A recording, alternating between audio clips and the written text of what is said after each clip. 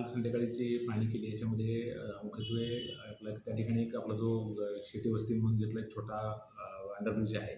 तर त्या ठिकाणी मी बऱ्यापैकी बरेचसे अतिक्रमण वगैरे होते. म्हणजे नागरिकांनी सुद्धा काही काही ठिकाणी आपलं सामान रस्त्यावर ठेवलं होतं. तर त्याची एका बाजूचं जे अतिक्रमण ते काढण्याची कारवाई काल झाली आणि दुसऱ्या बाजूचं जे अतिक्रमण काढायचं काम आहे किंवा सामान आहे, बऱ्याचशा गोष्टी आहेत, ते काढण्याचं काम आज होईल.